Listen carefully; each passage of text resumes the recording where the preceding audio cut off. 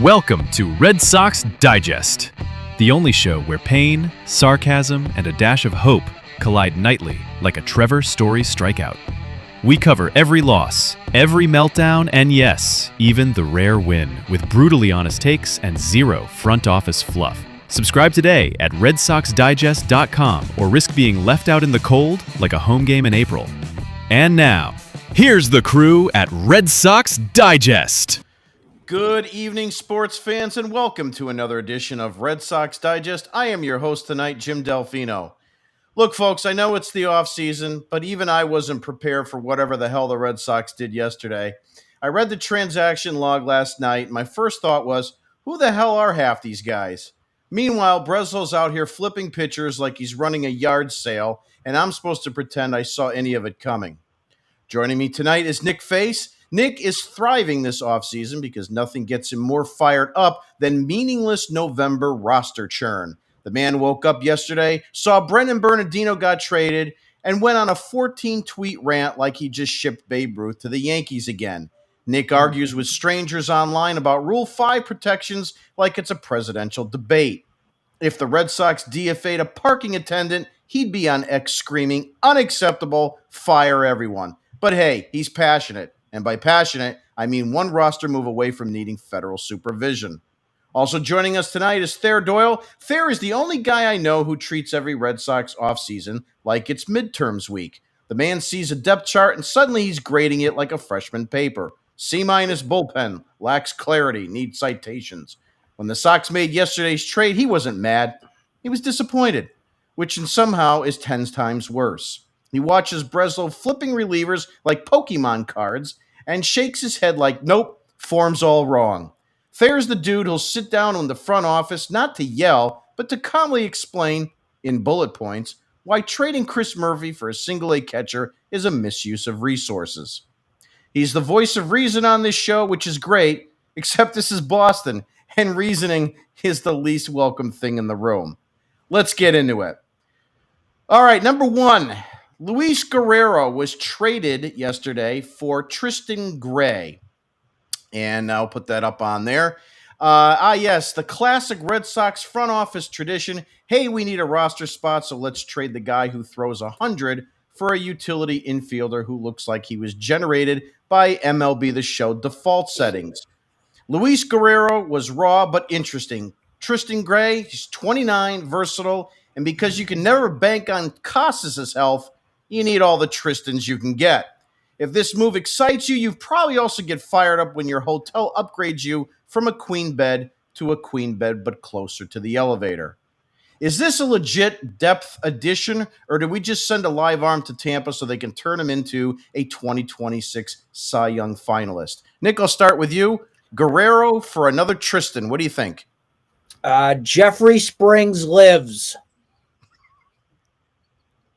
What that means is that was a cast-off from the Red Sox that they didn't believe in anymore, and Jeffrey Springs went to the Rays and put up some decent years. I think he was hurt this past year with the Tommy John, but yeah, leave it to the Rays to figure him out, develop him, become a great middle-of-the-relief bullpen arm there. Leave it to the Rays. If you really are high on Tristan Gray, I will strongly suggest shock therapy. Strongly. Tristan Gray is nothing more than a move around the diamond guru for Worcester. If Tristan Gray is on the roster come opening day, you fail. You fail this offseason. There should be no slot for him whatsoever. He is most likely a DFA candidate.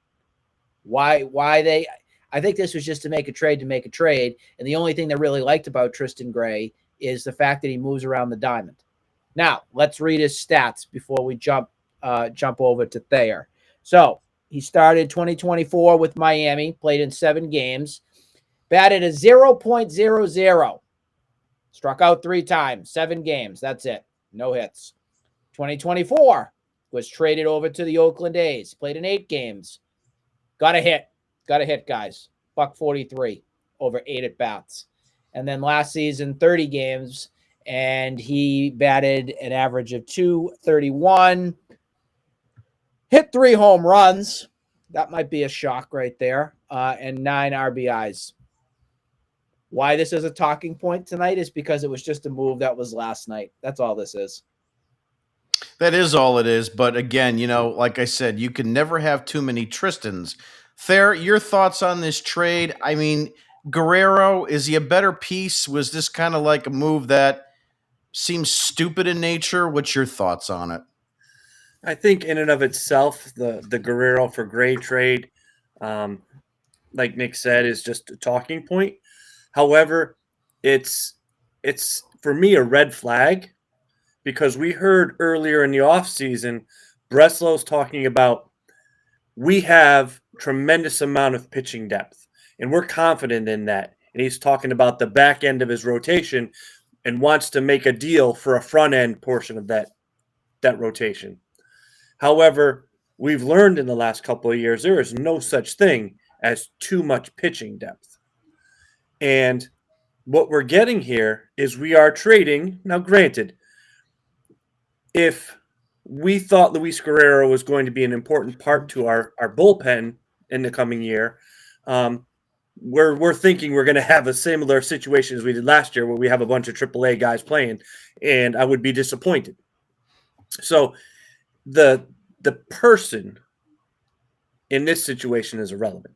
It's the thought behind it. We are trading pitching for infield. And it's not even pitching for starting infield. We're trading pitching for infield depth, which most likely means he's going to be playing probably 2 to 3/4 of the season next year with the Red Sox, the way they do things, which is frightening. But again, it's you're looking at depth. And last year, what did we talk about? The only depth they had, why Hamilton was playing so much, was it was all left-handed depth. Sogarts, we had the Hamilton. What did we do? We brought in more left-handed batting depth. So what this causes in me is agita. That here we go again. The more things change, the more they stay the same. We're trading. I'm not even saying premier pitching. We're trading pitching, which is key in baseball, for rotational depth. And again, left-handed. So it gives me this sense of dread that they still do not have an organizational plan or mission on how to improve this ball club. And that, I think, is what's frightening me. Yeah, very good talking points. So if that upsets you, my next talking point's definitely going to bother you because this one bothered me. Brennan Bernardino, Mr. Reliable, traded for Braden. So Brennan Bernardino, the one lefty who wasn't giving us heartburn, gets shipped to Colorado, which is basically sending a pitcher to Valhalla. In return, we get Braden Ward, who apparently hasn't stopped running since 2021. Ward hit .331 with 35 steals in 44 AAA games. So now we have someone who can pinch run while the Rockies enjoy Bernardino throwing 83 games a year because of altitude witchcraft. Is this a sneaky great move for a speed threat? We have David Hamilton and we've got Tristan.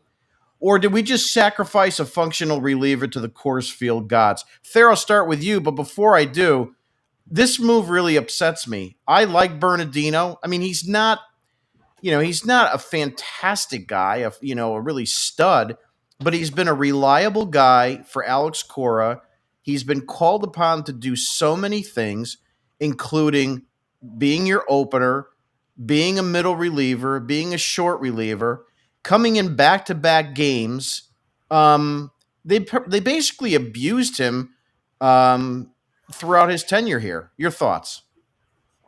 I agree. They definitely kind of took advantage of what he could do for you, and they're sort of unceremoniously shipping him off. It kind of goes back to my last comment. I'd love to believe that this is Breslow doing something intelligent, taking a piece that's viable and sort of turning it into hopefully something that could be useful for our team. I don't trust them. I don't know if they can evaluate talent. I don't know enough about the player coming back from the Rockies to say whether this is or isn't. My guess is it's going to be another one of those. We've traded away someone who was reliable for us, and we're simply doing it because he was a problem at some point or another because he got tired of the way that they were treating him. And when he went to Pawtucket, there was Worcester, there was some kind of issue. And this is the way the Red Sox handle their issues. They get rid of them. And again, if it's history tells us anything, we traded Devers because he was a problem. And what did we get back? The three of us and Nick Diamond. We probably did as much for the Red Sox as the 4 players they got in return for Devers. So my guess is that we probably just traded for my son. Nick Face, your reaction to the Brennan Bernardino trade. I know you tweeted me a little bit about what your thoughts are as to why he was moved. Looks like the country roads took him to the Mile High Rockyville. I was surprised, but I wasn't shocked, I have to say. I had a feeling something was going to happen this offseason. We didn't really hear much behind that last demotion to Worcester outside of there was some altercation that went down between a staff member. I don't know if it was a coach or somebody between Bernardino and that other staff member, like I said. And I think the Red Sox were done with it. I think that he was not happy, being Bernardino, with the assignment going down. And this, I mean, I guess you could say it was understandable. Not the altercation part of it and being professional, but the whole thing on going down. It was because of the Steven Matz move, when they brought him in at the deadline, that they didn't really have a spot for Bernardino. The Red Sox at the time at the deadline elected to keep, I believe it was Chris Murphy over Bernardino. So that's what kept him. That's what kept Chris Murphy in the big league club, and Bernardino was shipped down to Worcester. And there was some nastiness that was going on there. I think the Red Sox said, we don't want to deal with your attitude. We don't want to deal with your demeanor anymore. And we're getting out of here. We're done with it. And I agree with you, Jim, that I think that he was more used and abused throughout his tenure here with the Red Sox. It was a starter at some points. It was going in and throwing 40, 50 pitches a time. I'm surprised the guy still had his arm, to tell you the truth, how many times that they needed him to get them out of a tough situation. I just hope that the Red Sox have enough depth. Thayer, you brought it up. The Red Sox biggest thing that they had, at least last season, going for them was a decent bullpen. And I'm getting worried a little bit that these arms are leaving. Your Chris Murphy types, your Bernardinos. You do not have Justin Wilson at the current moment. Steven Matz, what are you going to do with them? You have one left-handed reliever in the bullpen. I know it's the offseason. I get it. But right now, if the season started, you have a Aroldis Chapman, who's another year older, that's in your bullpen right now. That's not good enough. So I know it's a long off season. I'm trying to remind myself it's a long off season, but one of your strengths that you had was your left-handed weapons, and you don't have any right now. You don't. So I don't understand the logic here. Now, for the player that they got back in return here for Bernardino, here's my thinking. I think Breslow wanted to take what he could get right now to load up. That way he can package a Wilyer Abreu or a Duran away. Say it's Duran who moves. Well, there goes some speed. Well, now we have another option here to replace a Duran, whether this is off the bench, whether this is some sort of specific role to be determined. I'm intrigued, but I always caution, AAA numbers are AAA numbers. Can you do it in the big league club? And the jury's still out on that right now. So we will have to see on what happens with our newest addition from the Rockies. Quick question. Do you know what way he bats? Left-handed. You know it. Must be left-handed. Why can they not get anyone that hits right? Do they make right-handed batters anymore? I don't know if they must. They must not. No, nobody decided to bat right-handed anymore. Um, I don't want to add salt to the wound here, but And he's this, not a switch hitter either. I just looked this at it too. So Braden Ward is just lefty, and that's it. seriously, this is a move that really irritates me on so many levels because history will show you that middle relievers are a crapshoot. They could have one year that they're absolutely dominant, and the next year they could be terrible. And this is the reason why your closers get big money because they're able to come in, do their job for 3, 4 outs, and they have a consistent track record year in and year out. And that's what you're paying for. You're paying for that understanding and convincing end of your game to make sure that your guy's going to lock it down. Middle relief is always, as I said, a crapshoot. This is a guy in Bernardino that was pretty damn reliable, throughout his tenure here in Boston. When he first came here, we thought, I think he was from Seattle, if I remember. We were kind of like, oh, yeah, well, great. Here comes another, guy off the scrap heap. And he made believers out of a lot of us. And the thing is, he's done it consistently for the 3 years or so that he was here. And that's the problem because that's a guy that is still under team control. I mean, the Colorado Rockies have him for 4 years. I was surprised when I read that today because I didn't think he had that much, service time still pre-arbitration and arbitration eligible. But I guess it's because of the demotions and so forth that they were able to work that. He is a Super 2 guy, I believe. But, I hope this one doesn't come back to bite us because, like I say, that middle relief core is very suspect year to year. Which brings me to my next guy as we keep going through this left-handed train. Chris Murphy traded to the White Sox. He worked his way back from Tommy John, posting a shiny 3.12 ERA. And, of course, the Red Sox said, congratulations, kid. Now pack your stuff. In return, we get a 21-year-old catching prospect named Ronnie Hernandez, who still's in single A. Ronnie. That's left.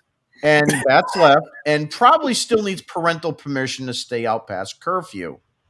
So my question to you, and I'll start with you, Nick. Is this one of those long-term depth play catcher things, or is it just another Breslow certified, your guess is as good as mine project?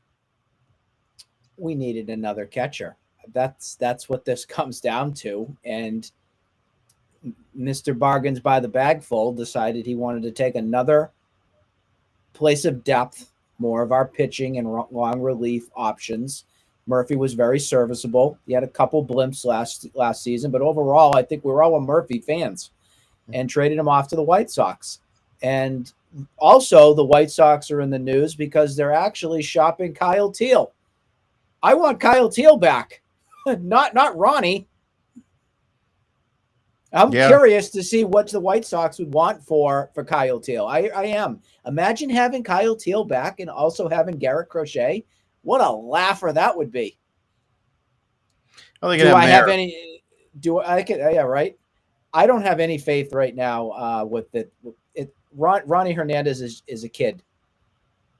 He's a kid. Are you gonna catch lightning in a bottle with him and get something out of him? It's too early to tell on any of that. It is. He needs development. He needs to settle in. He needs to understand the Red Sox system. If we're all thinking he's going to be Carlos Navarez 2.0, put your brakes on. Put your brakes on. Yeah, I agree. Fair, your opinions on the Chris Murphy trade. This is not your father's Rob Murphy. Yeah, so again with this piece, if this is, I hate to 20 years ago, and Theo's making these moves, I am 100% behind it. Even if it's, 10 years ago when we Dombrowski, I believe in the people that are making the decisions. I believe in those individuals who are evaluating the talent, and I see them making moves that they feel are going to improve their club. Because like you're sort of saying, Jim, the idea behind relief bullpens are a dime a dozen in some respect. And, Murphy was good this year. There's a very possibility he's going to suck next year. And the same thing with, all the others, Bernardino, those kinds of things. So if you can sort of strike while the iron is hot and get something in return, that's okay. The problem is, and it's probably just this sort of frustration and jaded feeling that I have from the last couple of years. One, I don't trust their evaluation process. I don't feel like they're going to bring back the most talented individual they possibly could have in these deals. Two, I'm frustrated with, and I say it as a joke, every single player they're getting is left-handed. And what bothers me is that they play at Fenway Park. And yes, it is a park that when a left-handed hitter can go the other way, it is incredibly beneficial to them. But at the same time, it is a right-handed hitter's haven. So maybe get a couple of those players, bring some of that piece in. So that's number two. And the final piece to this, and this is probably the aspect that is the most concerning to me, is Bernardino, Murphy. They're not expensive, but they're making more than the people they got in return. And I am really concerned that the Red Sox front office, especially with the upcoming work stoppage and all these pieces, is counting their pennies. And I'm worried that this is more of a financial move than it is a baseball move. And if these are financial moves where they're going to say, hey, I know you talked about all that depth you have. Well, if Richard Fitz isn't going to be a starting pitcher, he can go in the bullpen. And if, we have Early isn't going to be a starting pitcher, he can be in the bullpen. And we'll just put all these guys in the bullpen. They're going to be cheap anyway. And that's how we're going to supplement all of these moves. Then I'm not sure why we're either bothering to waste our time doing these podcasts, because clearly the front office and the ownership don't really care about what we think or what we're paying attention to. Well, I think you hit the nail on the head a couple minutes ago when you said about their ability to evaluate talent. This is part of the argument that I have with most people on Red Sox Twitter, and I'll get into it with one clown later on today in tonight's show. But they think that I'm upset about, the fact that, oh, these are just fringe moves. What are you getting so concerned about? It's not so much that as it is, what are you getting back? And if you're just basically trading 50-cent pieces for 2 quarters, it's a waste of time. It's a waste of being able to evaluate the talent, like you said. And you are removing these guys from the major league roster. And granted, in 3 weeks from now, we could say a lot of this was needed to be done to be able to leave 40-man and 26-man roster spots for, some, free agent that they'll bring in, or, a trade that netted us 2 guys and we gave up 1. So all that's great. I totally understand that. And I'm totally fine with that. It's about the evaluation of the talent, because when you're going to be stealing someone from your major league roster that obviously can get professional batters out in 3 of these guys, and you basically trade them off, 3 of these guys off for, peanuts, that's a concern, because what you're seeing, and we'll talk about it later with Winkowski, there is a very bad evaluation of talent. Nick, you had a point. I was going to go on Thayer's side when he was saying with the penny pinching aspect of this team. I think we talked about this prior to the season wrapping up. But I said, don't be shocked if your opening day lineup has Duran in left, Rafaela in center, Abreu in right, Marcelo Meyer at third, Trevor Story at short, Romy at second, Casas at first, Navarez catching, Garrett Whitlock is your starting pitcher. Your DH could be a Rob Refsnyder, could be somebody else that's currently still on this team. Don't be surprised. Yeah, Yoshida, that was the other name. Don't be surprised, because they have shown us that they won't do anything at times. We've already seen what the Alex Bregman experiment was for a year, and Henry gave him his money for one season. Well, not really, because it's deferred. Down the line, he'll get his big money. Imagine if that's exactly what they do. Ooh, our fans going to be mad. Might be the maddest ever. I want to move on a little bit. Next order of business. Alex Hop traded for catching prospect Luke Heyman. Theory's right-handed. Stop the presses. Because why would you stop with acquiring one catcher on any single day when you can get two? Hop throws 101 miles an hour, but he just has no idea where it's going, which in Boston means you're a cult hero by June. Instead, Seattle gets him. We get Luke Heyman, and I don't believe he's related to John. He's a catcher Thank who hasn't. God. He's a catcher who hasn't played a professional inning yet, but hit 301 in college before his arm exploded. This is why you call it a perfect Red Sox move. Trade a guy with 100-mile-an-hour stuff for a guy with 0 innings of professional ball. The question for Thayer, I'll start with you. Is Heyman actually a sneaky get, or are we just collecting injured catchers? This one could be sneaky. I think you're probably looking at someone who's not going to be a catcher. It's going to be a first baseman, especially if he's going through Tommy John. That might be what you're looking at. Mm-hmm. Sort of going over, played at Florida, was a good ball player. So he's used to that thing. It's going to be a long time coming. But again, it's coming down to their evaluation piece. And with Hop, we've sort of seen what this is. Just sort of watching and listening to what they're saying down in the minors, that he's got the $1 million arm and a $10 brain where he can't throw strikes and doesn't know where it's going, and he can throw the ball through the barn, but 9 out of 10 times he doesn't hit the barn. So what good is he? So again, I'd like to say, hey, this is probably not a terrible idea. Increase your pitching depth, maybe someone who can play first base. But I don't trust them to make the right moves or to evaluate the talent. So I don't know. Yeah, I agree with you on that one. Nick, before I get your take on this, I think this is the one move that I saw yesterday that I actually have a little promise on. Obviously, he's young. He's 21 years old. I'm sure he'll come back from this injury. But you are trading a minor league pitcher for another position player. We talked about that earlier today. A lot of pitching for position players, which is usually tough unless you've got, the depth. But here's what you looked at from 2025, Nick. Batted .301, 13 home runs, 44 RBIs, had a .975 OPS as a 21-year-old in NCAA. What are your thoughts? This might be a diamond in the rough. Well, I think they want to stack up here with the catching, because I think they really want to give Navarez and Wong a run for their money. I think they want to show these guys, hey, you need to go out and earn it.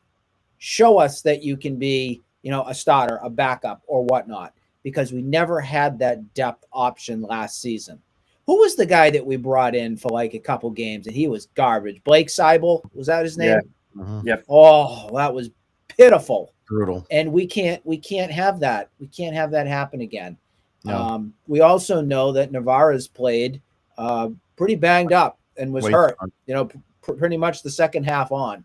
So I think they're going to be operating this a little differently as we hit 2026. I know a lot of this happened to do with Wong, number one, being hurt, and then I guess being hurt the entire season with whatever he was doing with his finger or whatnot. So they need to be healthy, bottom line, and your catchers were not last season. So a healthy catcher, I know it's hard to have throughout a long season, but I think in an ideal world, they want to go into 2026 with a split load for Narvaez and Wong. If Wong does make the team, that's a big if.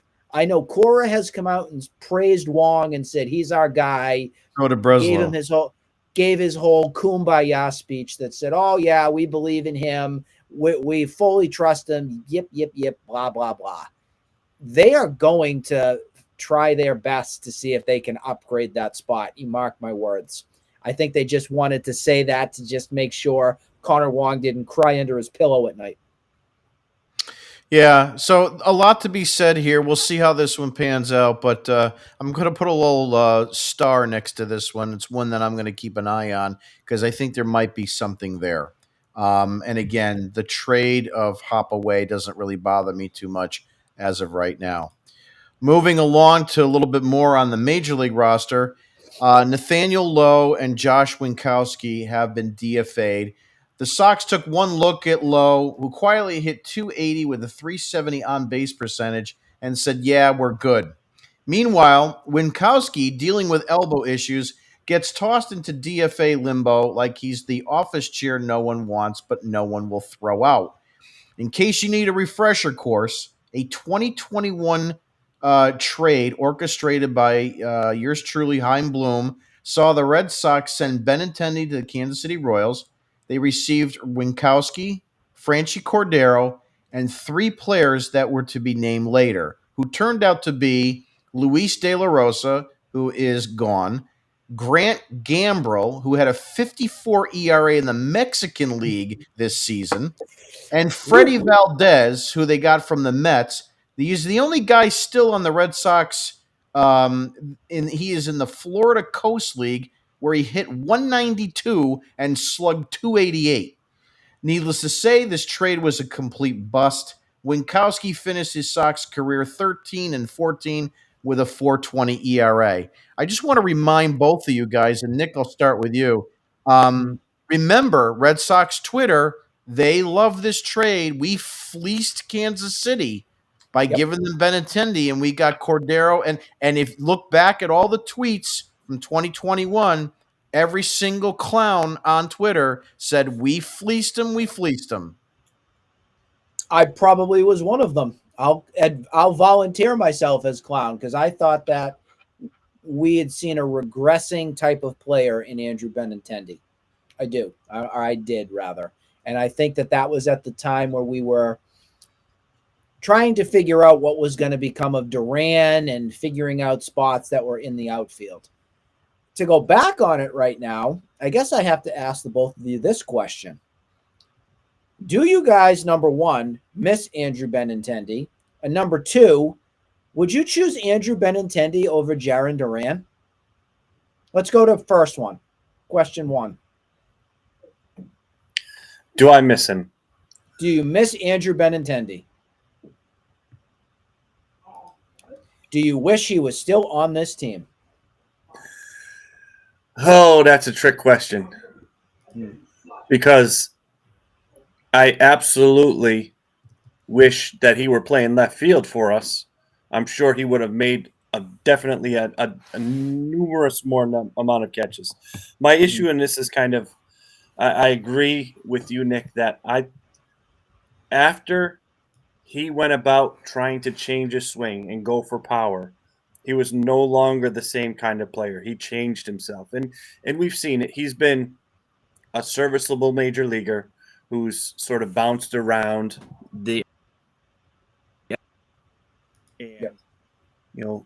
what our issue was at the time was, do we keep Verdugo or do we keep Benintendi?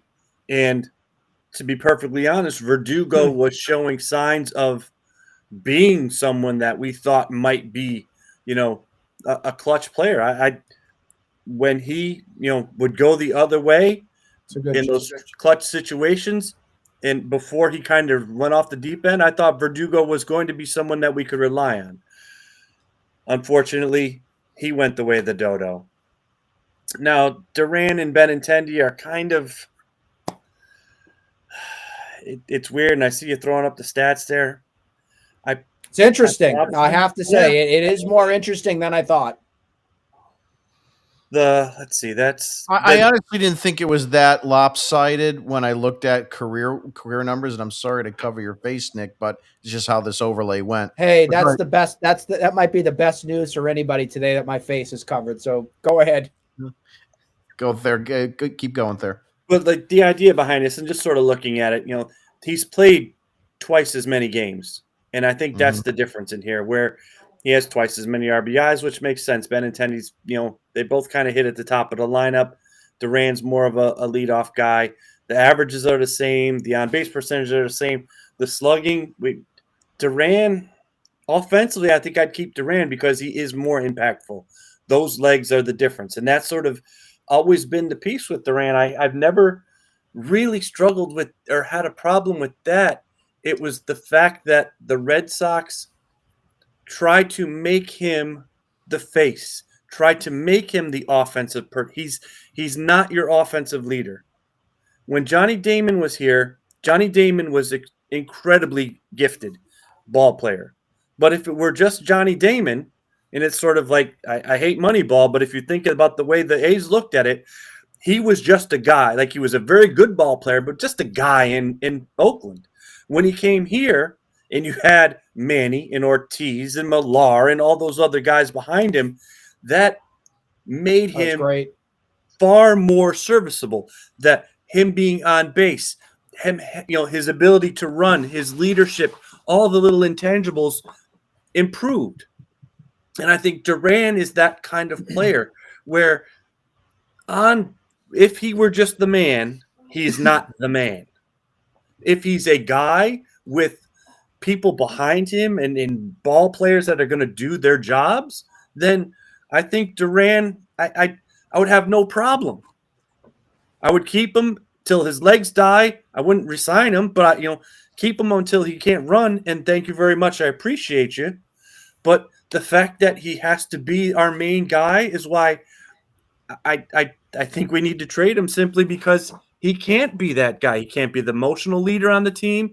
He can't be the person in the clubhouse they need him to be. He just needs to be a guy that shows up and does what he needs to do and is a piece to the puzzle and not the main cog. To answer your question, Nick, here's some interesting things. Duran's really only a year younger than Benintendi. For as long as Benintendi's been around, it's almost startling to believe that. But when you look at everything, on the stat that I had, and I'll put it back up for anybody that's watching. Obviously, Benintendi, to Thayer's point, he had a lot more opportunities.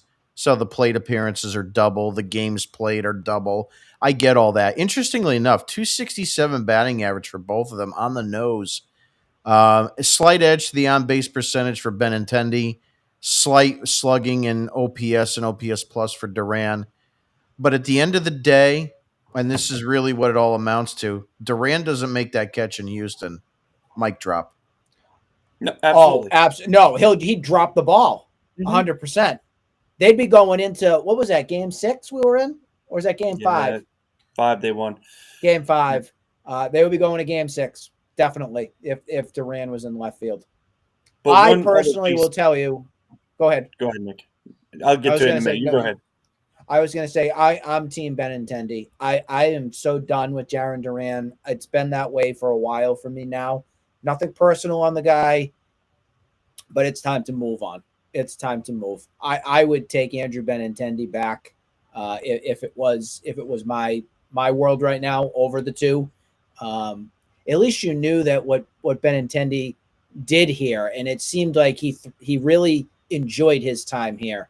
And when you look back at it, when we were trying to decide upon whether it was Benintendi or Verdugo, we really did screw up on that one. We did. We shouldn't have kept Verdugo. I wish we never traded for him. Well, he was a head case. The bottom line, he was a head case. And Benintendi's a quiet guy. He went out, he did his job, and I'm convinced. Quiet, humble guy. I'm convinced that his downfall, Andrew Benintendi's downfall, was the Red Sox trying to do Red Sox things. And we've talked about this before. I can bring it up again just now. They wanted to turn him into an elite power hitter, which completely changed the dynamic of his swing, the launch angle.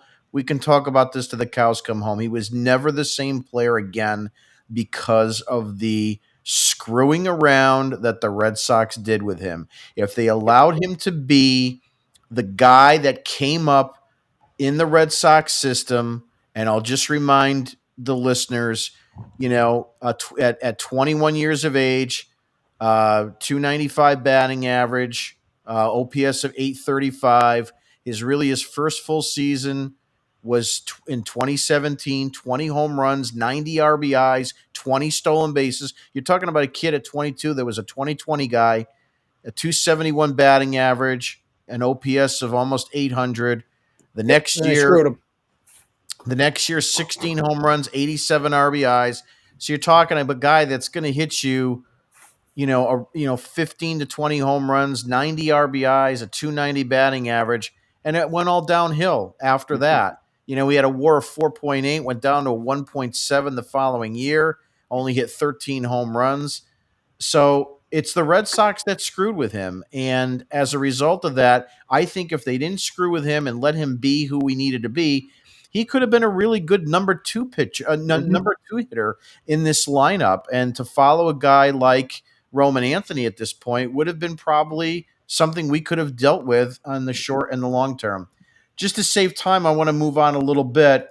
Next talking point that I want to get into really quickly, Bo Bichette. He obviously declined the qualifying offer as a free agent.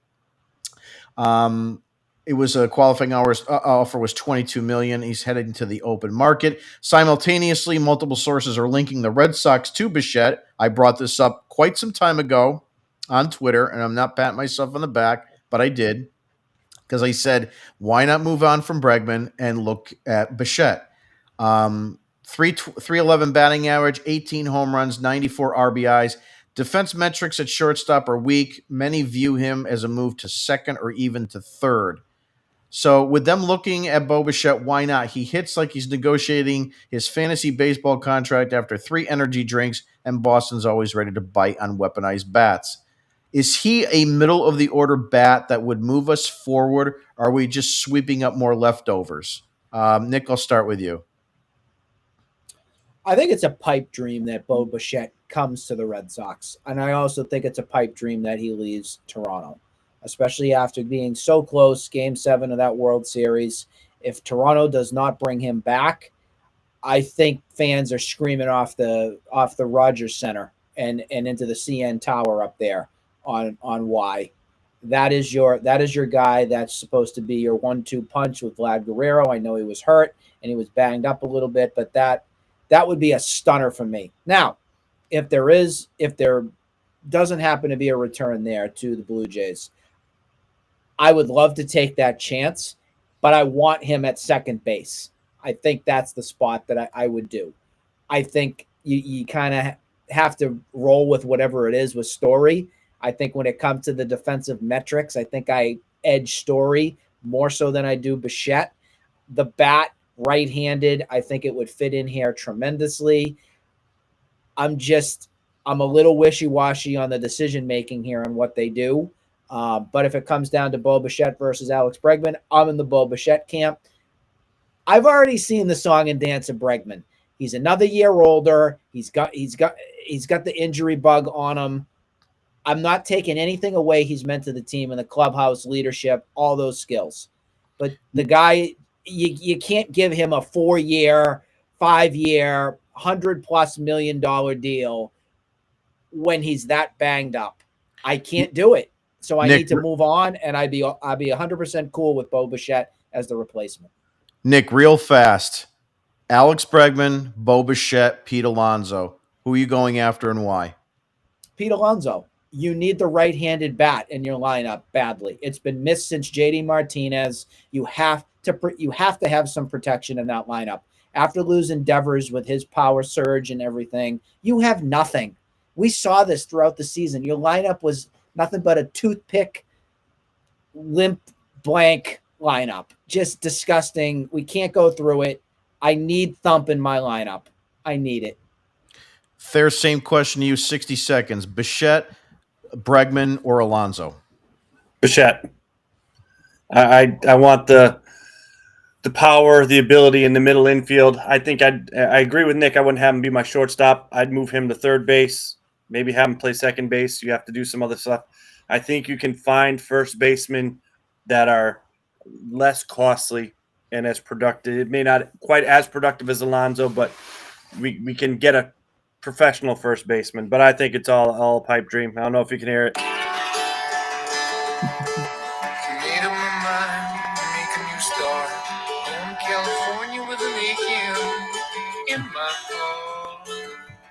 If you can't beat them, join them.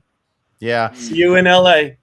Yeah, here's the thing. I'm either Bichette or Alonso. I could go either way on that, depending on I can find beauty in either one of those signings. I'm just not interested in Alex Bregman coming back. He got me petrified after that injury. Nick, go ahead. Yeah. Forgot my major point why as well too. Because we can finally say sayonara to Tristan Casas. Yeah. That's my other reason. That's very important. I'm sorry I forgot it. Very important. Which leads me to tonight's episode. We haven't done it in a while. Dugout Dipshits.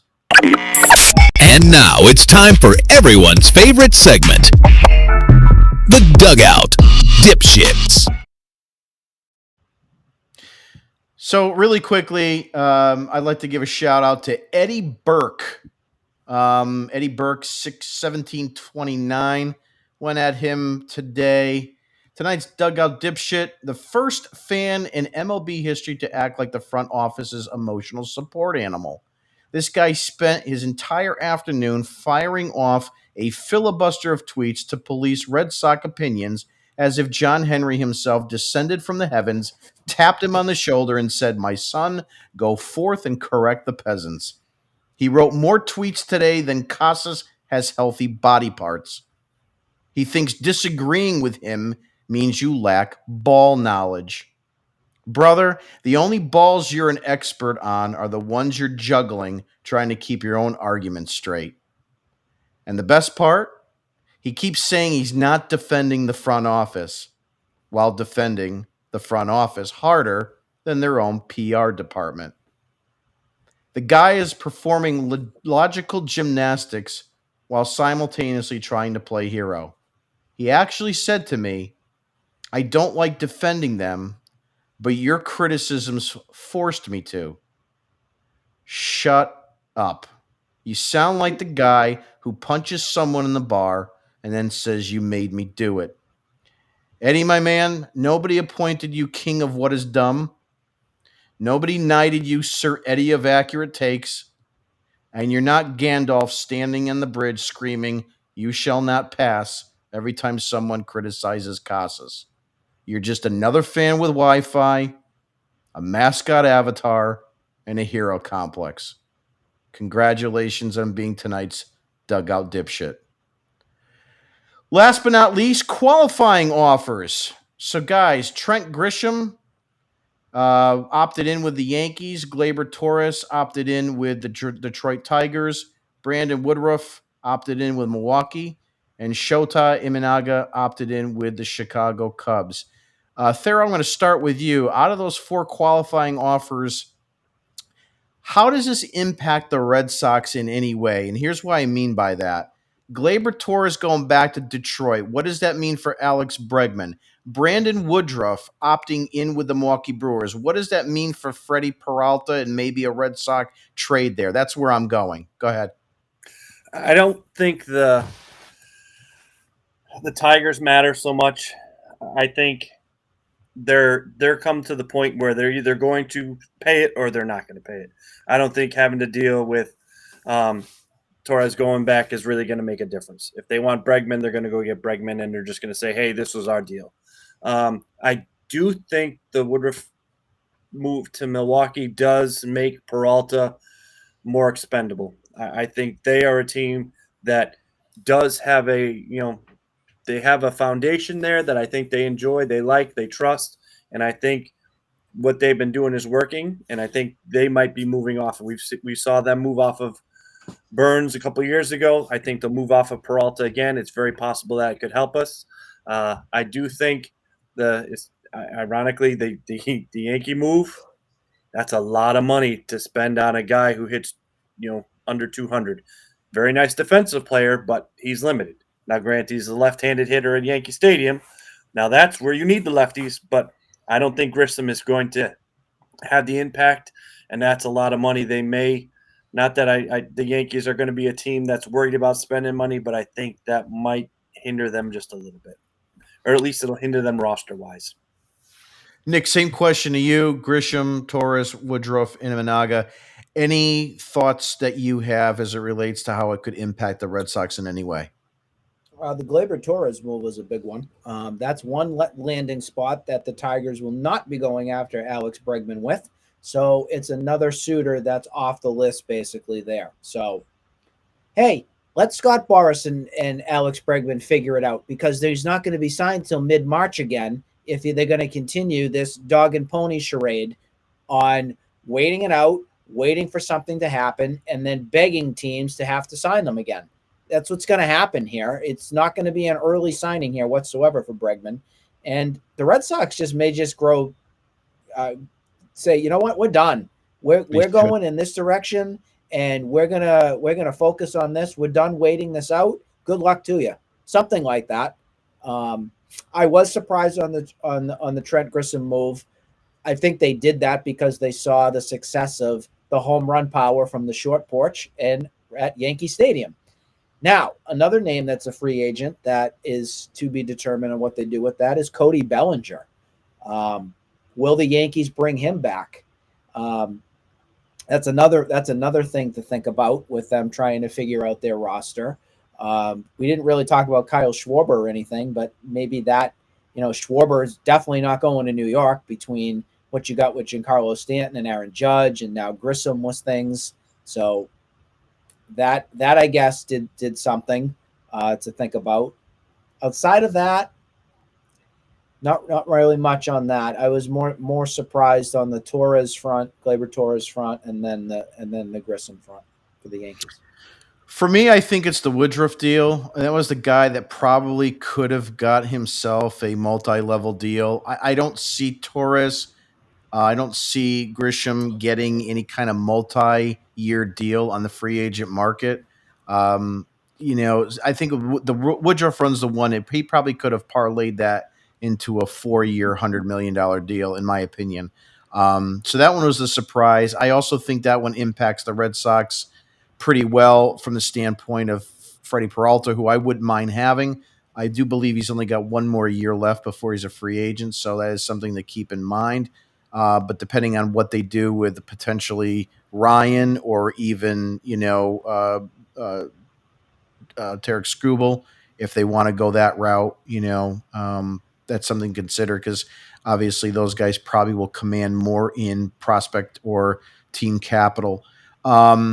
As far as Grisham's concerned, I mean, I'm happy because it gives the Yankees $22 million less to go and spend elsewhere. You brought up Bellinger. They might turn around and say we can't go to the well for that, which would obviously make them weaker. And there is some chatter about the Dodgers being reinterested in Bellinger now that he's shown he's healthy and kind of back to the way he used to be. Imanaga probably doesn't mean much. I don't think there was much there with the Cubs for the Red Sox. So that kind of puts that part out. I want to finish off with just a quick round robin of the players that did not accept the qualifying offer. And I'm going to ask each one of you these questions, and I'll fill in as the third one on it. I'm going to give you a name. You tell me where you think he's going to sign and what you think the contract's going to be. So, Thayer, I'll start with you. Kyle Schwarber. Philadelphia, as much as he wants. Nick, Kyle Schwarber. Phillies, 4 years. I don't think it's going to have to be like a ton attached to that, but I think maybe in the 100-ish range, 100 mil range. So I also think the Philadelphia Phillies too. I'm looking at maybe a 3-year, $100 million deal. I think they can pay him 35, something like that. Number 2, Nick, Kyle Tucker. How much? Where does he go? I could see him going to between the Dodgers and the Blue Jays. I'm going to say the Blue Jays just to be different because I think the Blue Jays are going to really try and build upon that momentum that they were there and not be one-hit wonders. 8 years, 200 plus mil, maybe 250-ish. And that may take them out of the Bo Bichette sweepstakes. That's the other reason why I bring that up, is because if they go on the Kyle Tucker front, that's going to leave a suitor for Bo Bichette. Where could that land him? I could see a little thing going back between the Dodgers and the Red Sox over his services. There, Kyle Tucker, where do you see him ending up, and for how much? I'm going to go out on a limb here, and I'm going to say it's a St. Louis Cardinal rejuvenation. I think he's going to go to the Cardinals, and we'll say I like the 8 years. They're going to pay him 8 years, and we're talking like 300. Interesting. I am going to go probably say that he goes to the Dodgers. I know it's, an easy thing to say. I just think with the Phillies going, with them taking Schwarber back and the Mets getting Soto last year, the Dodgers seem to have endless money. The Padres are in a sale mode. I don't see them spending, and I don't think any of the other teams will. But I am going to go with the Dodgers. It's just, I know it's easy, but I think it's going to happen. And I do agree, somewhere in that 7 or 8 year, $200 million range. And I bet, going on Nick's point, I think Tucker's going to be one of the later guys signed because he's an outfielder. He's going to wait. I think he's going to sit, like Nick said. If Bichette leaves, he's going to go and take as long as he needs to. Next up on the list, Nick, Bo Bichette. Where do you see him signing, and for how much? Blue Jays. I think the Blue Jays bring him back in the 6-7 year deal. What the dollar figure is going to map out, I would say it's probably going to be in the 200-300 mil, right in that range. But if they do bring Bo Bichette there, I don't think that they have enough more money that they're going to spend and give it to like a Kyle Tucker. So Bo Bichette, I think, is their primary. But if they don't, I think they're going to give whatever they can to Kyle Tucker. There, Bichette, where does he sign, and for how much? Dodgers. That way Betts can go back to right field. And it's going to be a 7-year deal, probably that 200, 250. So I'm going to go back with Toronto. I just think, to Nick's point, they're not going to want to let him go, especially if they're so close to maybe having an opportunity to, repeat in the American League. Losing him is really going to hurt them a lot. He's a fan favorite, and he's a cornerstone there with Guerrero. I see something in the $150 to $200 million range. There, Framber Valdez. Where does he go, and how much? Oh, that's an interesting one. I think he is going to go to Arizona. I think they trade away a lot of their pitching, and he'll probably be a 4-year, $125 million kind of thing. I like that move, especially with Zach Gallen going. Nick, Framber Valdez, where does he end up, and how much? I think you guys will like my decision and choice on this one. I think it's a dark horse candidate, but I think especially after a big move that was made prior to the trade deadline for this team, it's a California team. It's the Giants. I could see him fitting that mold perfectly over there. The Giants, new manager, kind of new structure there a little bit on what they're trying to do, and they want to compete obviously with the Dodgers and knock them out. And I think that would be a nice knockout punch for them if they can figure it out financially. So I'm going to give a double take on this just because it's my show. I can do that. I've got one or two choices, and the first one's out of left field. Framber Valdez to the Detroit Tigers, especially if they do decide to move Tarek Skubal. It will replace a front-end starter for them, somewhere in that 140 to 175 range. If they don't move Skubal, then I see him going to the Mets. I think the Mets will go ahead and make some kind of splash. They're losing Frankie Montas. They need some pitching, and they want to compete. So I think there's a possibility there. Fair, you're up. Nick, you're up. Excuse me. Dylan Cease. Where does he end up? How much? I would be very disappointed if that's what the Red Sox big addition would be to their rotation. So I don't want to say Dylan Cease here. I don't. I want to say Dylan Cease could be a pick to replace Framber Valdez with the Astros. I could see them trying to add him in as a veteran depth move kind of piece and fill that void on a cheaper option than paying Framber Valdez. Great choice. Fair. Dylan Cease. Where does he end up? How much? Same state, different team. Rangers.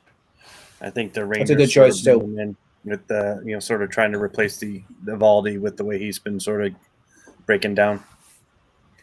Yep. I will take Evaldi even broken down. I will say that. I still am an Evaldi guy. There's our middle relief that we traded away. Mm-hmm. I'll take him back 100%. That guy is a gamer. He gives you everything. I don't care if you only get half a season of him. So I think Dylan Cease is going to wind up with the Braves. I think they're, they are a team that needs some pitching. You still got Chris Sale in tow. I think they could use a little bit. They just traded for Marcio Dubron. It'd be an interesting move, but I think that's a possibility. I think that could have legs. We'll see. 120, 150 million. If not, it might be my next guy that I'll mention. There, you're up. Michael King. Where does he go? How much? I think he goes to the Mets. The Mets love to grab Yankee castaways. I think they'll bring him in relatively cheap, probably looking at a $20 million to $25 million a year, maybe Great 3 to 4 years. That's a great choice, Nick. I'm not even going to compete with that. That's exactly. I was thinking the same thing. They love to take those Yankee guys and make them feel like their own. So, add it to the Juan Soto was a Yankee. Now he's a Met. Michael King was a Yankee, will be a Met. You get the picture. Yeah. And so was the last guy that they got, too. That was a Yankee. That's with the A's now. I can't think. I'm forgetting his name. Luis Severino. Another one there. That's I almost can't even argue with that. I know I said Valdez to the Mets, if it wasn't Detroit, but I think that's a perfect. I mean, I can't even compete with that. But I would say 4 years, $100 million. Next move, Nick, Zach Allen. Where does he go? He had a down year. Where does he go? And for how much? Classic Baltimore Oriole. Oof. Classic. Okay. The Orioles need to reinvent themselves again somehow, some way. I could see that being a picture perfect opportunity there for him. How much?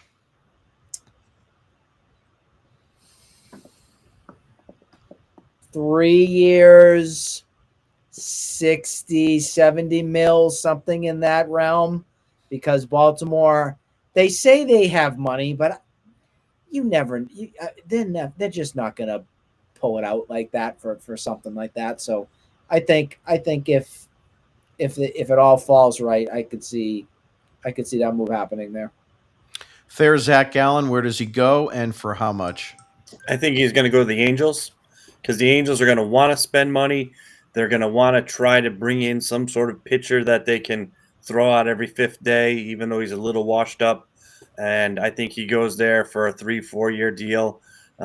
Probably in the neighborhood of 60 to 80. Yeah, I think the money is right. I'm going with the Giants. I think he's been out there. He's been out there out west for a while, and we've seen many guys flip-flop from the Giants to the Diamondbacks to the Giants. It seems like something that a lot of people do. I don't see him going to the Dodgers. I think the Dodgers want someone a little bit more consistent, and his last year was a little bit of a tough one. Almost done. Nick, Ranger Suarez. Where does he go? How much? Now that's a move that I could actually see, no pun intended, because his first name is Ranger. I could see him going to the Texas Rangers. I think that's a marriage made to happen right there. Yeah, and I'll say the same, like a 4 years, anywhere in that 60 to 85-ish mil, right around there, something like that. Yep, that was my choice. Ranger Suarez, kind of like the Martin Perez kind of move-ish. I thought of like a 4-year, $80 million. Thayer, your thoughts on Suarez? I think he's a guy that would be sort of like a Baltimore kind of move, because I think Suarez is a niche kind of pitcher who's good, but really flourished in that high pressure, for the most part, of Philly. And I think the Orioles are going to say, oh, this is a guy that we can bring in and have them do that. I think they'll overpay him. He'll go there, and he won't be as important as they think he's going to be. And it'll be a sort of a bust for them. Last one before we finish for tonight. Last qualifying offer is Edwin Diaz. Thayer, I'll start with you. Where does he end up? How much? I think he is going to go back to his roots. I think he goes back to the Mariners. I think it'll be a short deal, probably a 2-year, $30-40 million. Nick, Edwin Diaz, where do you see him ending up? Do you guys think he's going to go into a closer role wherever he goes? Or do you think he's going to have to be forced to go into more of a 7th, 8th inning kind of role? That's what I've been questioning. That's why I think it's going to be the Mariners, because I think I don't know if he's going to get the closer money that he wants, but I think he will go to a place where he's comfortable to be in that role. So I think it'll be a Mariners kind of 8th inning guy.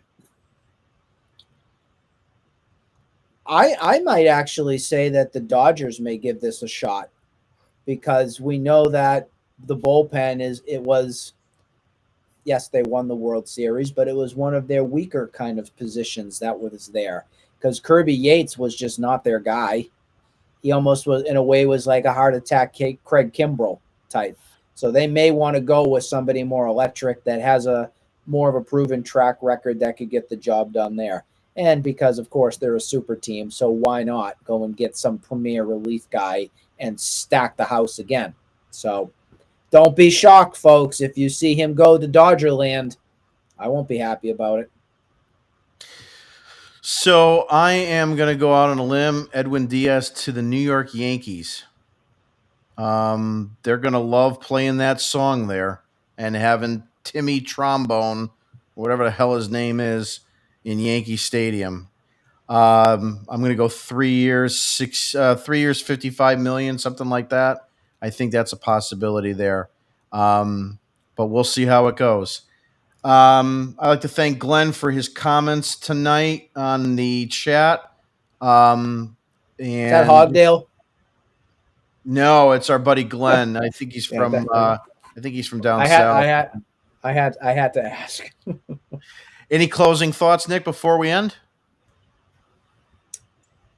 I just don't think we're going to see anything quick here in this offseason. So if fans are expecting big splashes coming right at you, it's not going to happen.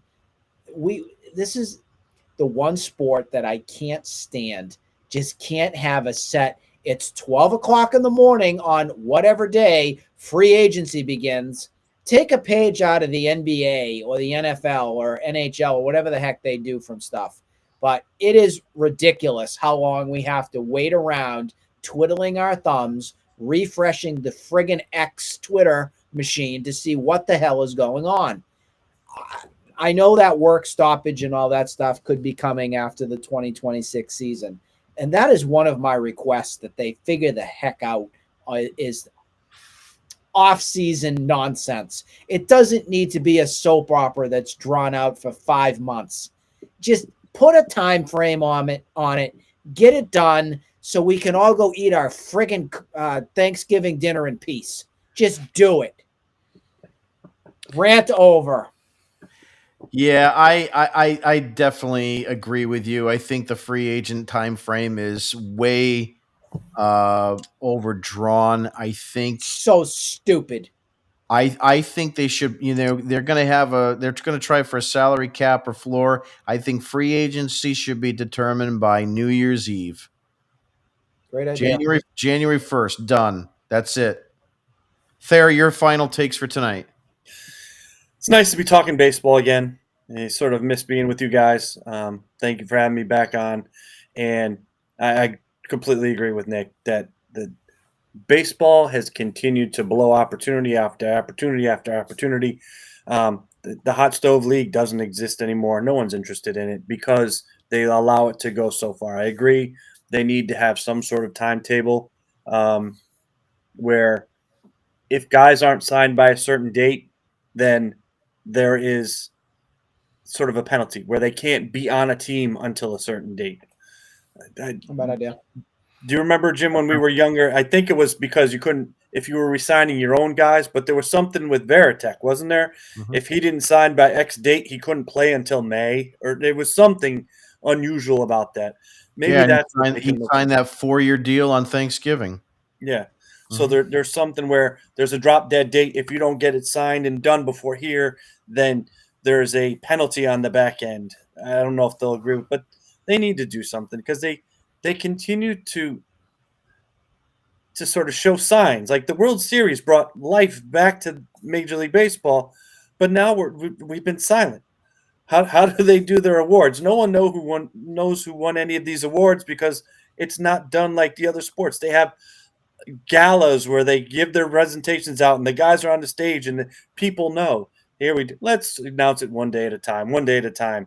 And then free agency starts and, what are we going to do? What are we going to do? And then nothing happens until March anyway. So they lose all those opportunities. It really is. It's 5 months. It's 5 months, sometimes longer because some players don't even sign during spring training. Yeah. Right. It's way too long. It's watered down way too much. And I have to agree. If you can find a way to put a pitch clock on pitchers and you can find a way to speed up games in extra innings by having a ghost runner, you can find a way to make free agency and this period a lot shorter. I mean, hell, the free agent pool, or what is it, 2 or 3 days right after the World Series that you can elect for free agency. So, I mean, they made that faster. It used to be a little bit longer for that, believe it or not. I think it was a week or two, and now it's just a few days. So if you tighten that up, I don't see why you can't tighten up the need to have. I don't know. Maybe it's something to go with the length of the contract. In other words, if you're signing a guy 5+ years, it needs to be done by January 1st. Because I understand there's a lot of fringe guys. If there's an injury, the players' union's going to say, well, we can't know someone's going to get a surgical procedure or not come back as fast as they thought, or spring training someone gets injured and all of a sudden, Nathaniel Lowe's a first baseman on a 2-year deal for Texas. I mean, whatever. You get my point. So, but I think if it's the industry standard top 25 free agents, like the gold standard, like these are the guys that are looked at as the top 25, they need to be signed by X date, something like that. Or if it's a guy that, elected not to take a qualifying offer, maybe if that's the case, he's got 30 days to sign with another team.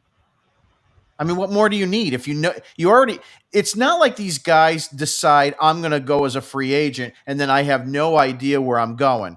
Believe me, they've got conversations with their agents. They read stuff online. They know who's going to be interested in who. If they didn't, then Alex Bregman would still be a Red Sox. So that implies that. So there's got to be ways to kind of button that up. But that's a discussion that we can have a little bit more on another day. But until then, I'd like to thank Nick and Thayer for being on with me tonight. We're doing this kind of like as a needed basis when anything big hits. So As the world turns. hopefully the next time we're on, it'll be some kind of major trade or signing. But until remember, Theo Epstein signed Kurt Schilling during Thanksgiving dinner. So we could be choking down our apple pie, coming to you live with news. We could have knows? news. Well, if there's breaking news, we'll fix it. Have a good night, That's everybody. right. Bye-bye.